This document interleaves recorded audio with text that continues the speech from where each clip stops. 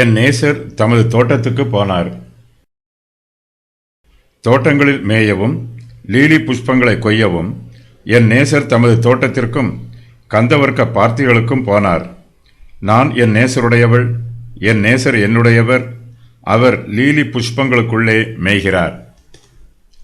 எருசலேமின் குமாரத்திகள் மணவாட்டியிடம், உன் நேசர் எங்கே போனார் என்று கேட்கிறார்கள். அவருடைய கேள்விக்கு மணவாட்டி பதில் சொல்லுகிறாள். மணவாளன் எங்கே இருக்கிறார் என்பது இப்போது மணவாட்டிக்கு நன்றாய் தெரிந்திருக்கிறது. மணவாட்டி ஆரம்பத்தில் மணவாளனை தேடி நகரத்து வீதிகளுக்கு போனாள். அதன் பின்பு அலங்கத்திற்கு போனாள். அங்கு அவளால் நேசரை கண்டுபிடிக்க முடியவில்லை. நகரத்தின் வீதிகளில் நேசர் இல்லை. அங்கு ஜனக்கூட்டமும் ஆரவாரமும் மனுஷருடைய சந்தடியும் தான் இருக்கிறது. தன்னுடைய நேசர் தமது தோட்டத்திற்கு போனார் என்று மணவாட்டி சொல்லுகிறாள். அங்கு அவருடைய நேசர் ஓய்வெடுப்பதற்காக போயிருக்கிறார். தம்மை புதுப்பித்துக் கொள்வதற்காக தோட்டத்திற்கு போயிருக்கிறார். இந்த பிரபஞ்சம் வேகமாக இயங்கிக் கொண்டிருக்கிறது. நாம் கர்த்தருக்குள் நிலைத்திருக்காவிட்டால் இந்த உலகம் போகிற வேகத்தில் அது நம்மையும் அடித்துக்கொண்டு போய்விடும். நாம் கர்த்தருடைய சமூகத்தில் வளர்ச்சியடைய வேண்டும் என்றால் இப்பிரபஞ்சத்தின் சந்தடிகளில் இருந்து சற்று ஒதுங்கி அமைதியான தோட்டத்திற்கு போக வேண்டும். அமைதியான சூழ்நிலையில் கர்த்தரோடு நெருங்கி ஐக்கியத்தில் இருப்பதற்கு நமக்கு வாய்ப்பு கிடைக்கும். கிறிஸ்துவானவர் இந்த உலகத்தில் ஊழியம் செய்து கொண்டிருந்த காலத்தில் ஜெபம் பண்ணுவதற்காக பல சமயங்களில் மலைப்பாங்கான பகுதிக்கு சென்றார். பல சமயங்களில் அவர் தம்முடைய சீஷர்களை அழைத்து கொண்டு கெத்செமனே தோட்டத்திற்கு தம் பிதாவினிடத்தில் ஜெபம் பண்ணுவதற்காக போனார். இந்த தோட்டத்தில்தான் இயேசு கிறிஸ்து வியாகுலத்தோடு ஜெபம் பண்ணினார். கிறிஸ்துவின் சபையும் ஒரு தோட்டம் போலவே இருக்கிறது. இது வேலி அடைக்கப்பட்ட தோட்டம். கிறிஸ்து தம்முடைய தோட்டத்தில் தம்முடைய பிள்ளைகளை நாட்டியிருக்கிறார். கிறிஸ்துவை தேடுகிறவர்கள் அவரை அவருடைய தோட்டமாகிய சபையில் காணலாம். கிறிஸ்துவின் வார்த்தையிலும் அவரோடு ஜெபம் பண்ணுவதிலும் நாம் கர்த்தரை கண்டுபிடிக்கலாம். கிறிஸ்துவானவர் நியமித்திருக்கிற பரிசுத்தமான நியமங்களாகிய கர்த்தருடைய பந்தியிலும் ஞானஸ்நானத்திலும் அவரை காணலாம். கிறிஸ்துவானவர் தம்முடைய சபையில் இந்த உலகத்தின் முடிவு பரியந்தம் பிரசன்னமாய் இருப்பார். தம்முடைய பிள்ளைகளோடு எப்போதும் கூடவே இருப்பார்.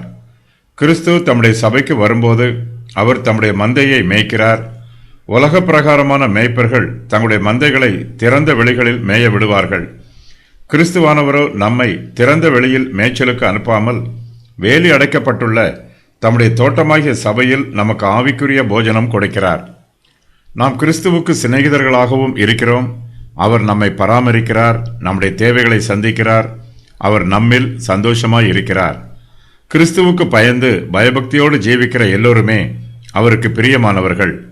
கிறிஸ்துவானவருக்கு ஏராளமான தோட்டங்கள் உண்டு. அவை ஒவ்வொன்றுக்கும் அளவில் வித்தியாசம் இருக்கலாம். இந்த பிரபஞ்சத்தில் கிறிஸ்துவுக்கு ஏராளமான சபைகள் உண்டு. எல்லா சபையிலும் விசுவாசிகளின் எண்ணிக்கை ஒன்றுபோல் இருப்பதில்லை. சில சபைகள் சிறியதாக இருக்கும், சில சபைகள் பெரியதாக இருக்கும். இவை எல்லாமே கிறிஸ்துவின் சபைகள்தான். இவை அனைத்துமே கிறிஸ்துவின் தோட்டம்தான்.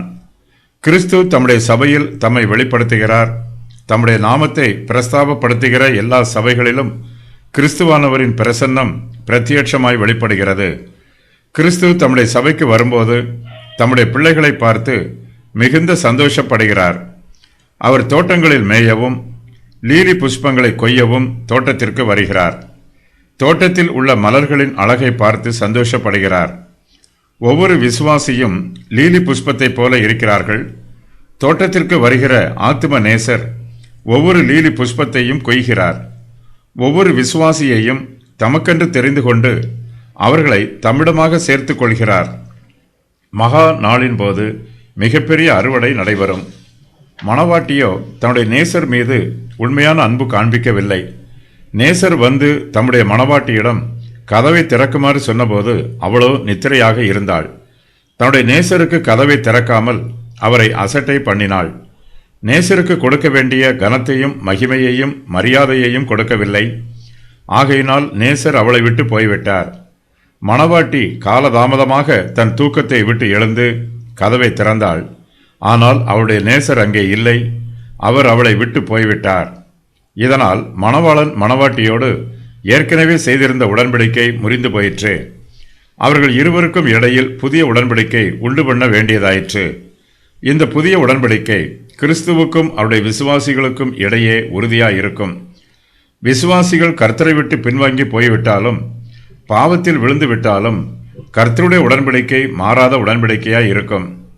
அவன் பிள்ளைகள் என் நியமங்களின்படி நடவாமல், என் வேதத்தை விட்டு விலகி, என் கட்டளைகளை கைக்கொள்ளாமல், என் நியமங்களை மீறி நடந்தால், அவர்கள் மீறுதலை மெலாற்றினாலும் அவர்கள் அக்கிரமத்தை வாதைகளினாலும் தண்டிப்பேன்.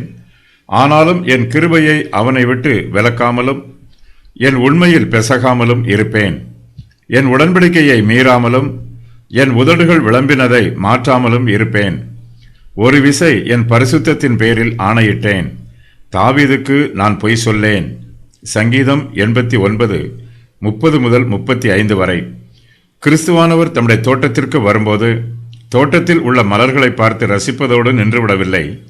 அவர் தோட்டத்தில் மேய விரும்புகிறார். தோட்டத்தில் உள்ள லீலி புஷ்பங்களை கொய்ய விரும்புகிறார். இதனால் தோட்டத்திற்கு வருகிற நேசர் கந்தவர்க்க பாத்திகளுக்கு போகிறார். அந்த பாத்திகளில்தான் லீலி புஷ்பங்கள் ஏராளமாய் மலர்ந்திருக்கிறது. மணவாட்டி மணவாளனுக்கு கதவை திறவாமல் தவறு செய்து விட்டதை நினைத்து வேதனைப்படுகிறாள். அவள் தன் கடமையை செய்யவில்லை. அவளுக்கு மணவாளன் மீதிருந்த அன்பு குறைந்து போயிற்று. தன்னுடைய நேசரை விட்டு தான் பின்வாங்கி போய்விட்டதை மணவாட்டி இப்போது உணர்கிறாள், வேதனைப்படுகிறாள். ஆயினும் அவள் மணவாளனோடு தன்னுடைய அன்பை புதுப்பித்துக் கொள்ள விரும்புகிறாள். நான் என் நேசருடையவள், என் நேசர் என்னுடையவர் என்று தன்னுடைய அன்பை வெளிப்படுத்துகிறாள். மணவாளன் தன் கதவை தட்டியபோது தான் திறவாமல் இருந்ததால்தான் அவர் தன்னை விட்டு போய்விட்டார் என்பதை மணவாட்டி புரிந்து கொள்கிறாள். தப்பிதம் தன்னிடத்தில் உள்ளது என்பதையும் நீதி மணவாளனிடம் உள்ளது என்பதையும் புரிந்து கொள்கிறாள். ஆனாலும் தன்னுடைய நேசர் இன்னும் தன்னுடையவர் என்றும் தான் இன்னும் தன்னுடைய நேசருடையவள் என்றும் இருதயத்தில் விசுவாசிக்கிறாள். அதை விசுவாச வார்த்தைகளால் அறிக்கை செய்கிறாள்.